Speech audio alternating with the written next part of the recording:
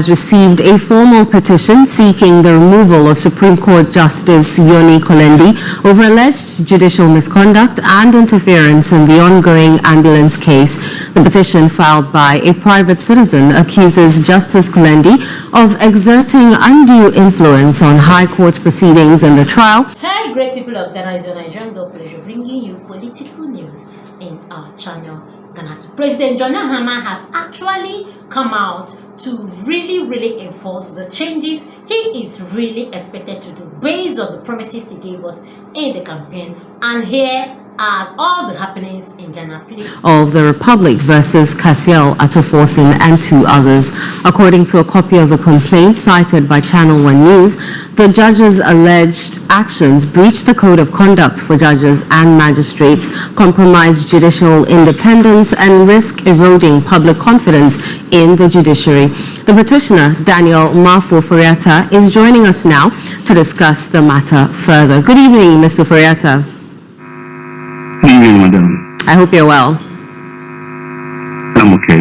Right. Can you confirm when exactly the petition was submitted and who received it at the Jubilee House? Well, yesterday, I think I commenced two legal processes.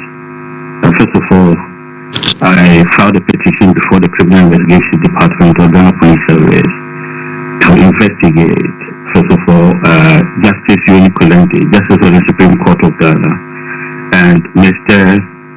Richard Dapa, who today has been appointed by the National Democratic Congress Administration as the Director of Operations of National Security.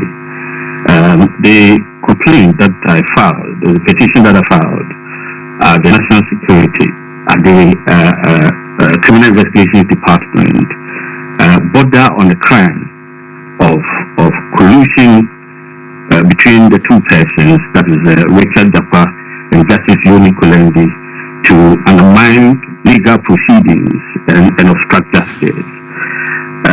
First of all, when the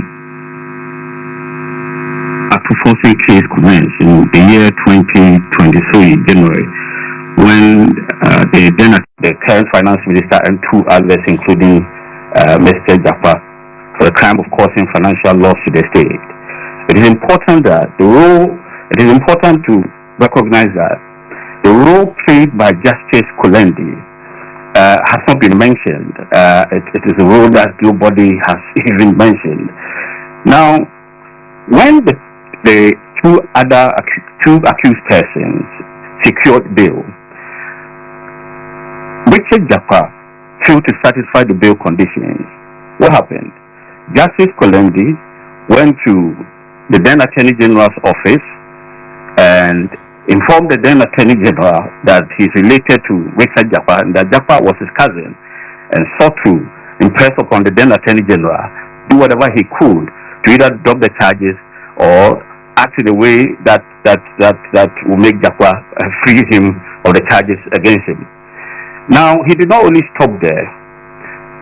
After securing bail for Dapa on 4 different occasions, Justice Kolendi invited Mr. Gofredami to his private residence, and other pretext of discussing the private matter, impressed upon him to also drop the charges against Mr. Dapa. Unknown to Mr. Gofredami, Mr. Dapa had laid ambush at Justice Kolendi's house, and in the middle of the conversation between Justice Kolendi and Honorable Gofredami, Justice Richard Dapa appeared, and Mr. Dami was completely ambushed. There, they appealed to Mr. Dami to drop the charges against him. So the conduct of Justice Kolendi, seen in this slide, clearly is abuse of the judicial process. He violated his judicial oath by interfering in legal proceedings before the court.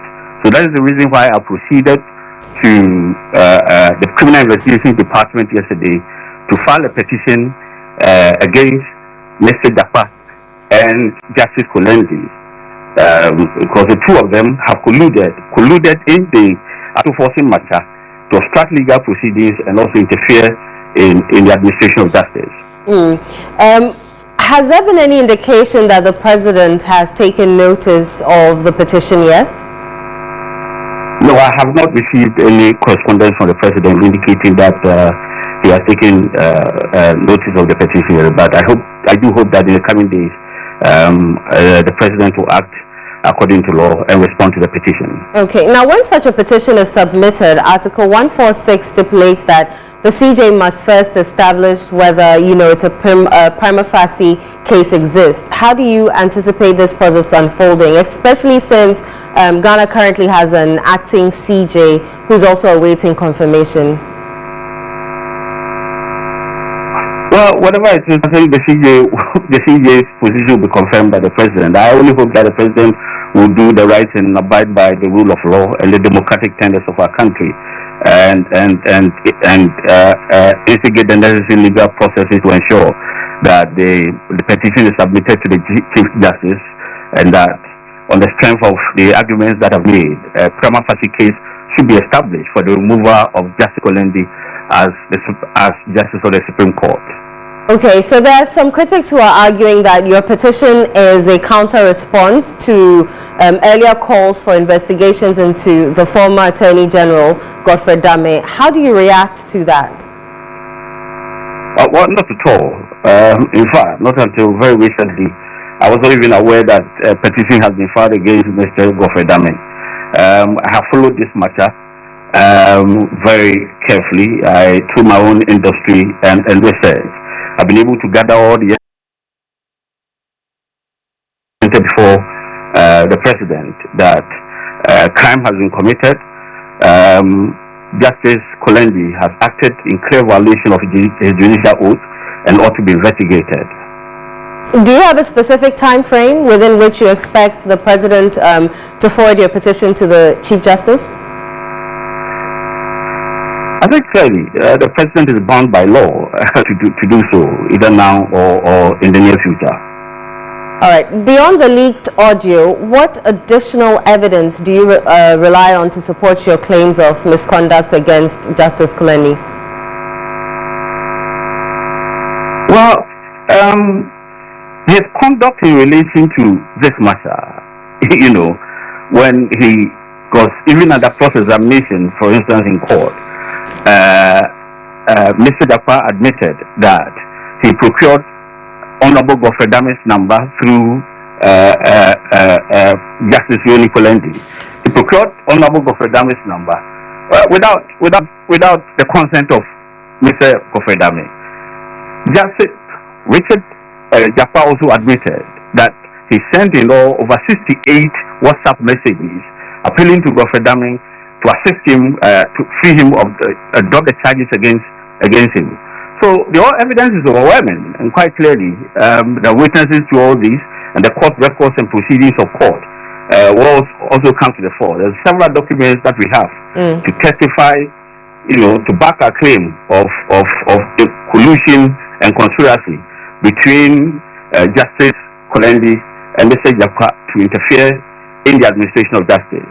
And I think that their conduct is a clear violation of certain sections of the Criminal Offences Act, and they ought to be investigated. Right. Mr. Friasa, thank you very much for your time. Thank you too. Thank you very much. All right, let's do. Please do to like, comment, and follow. Put on notification bell to get all our news one by one. Thanks, my people.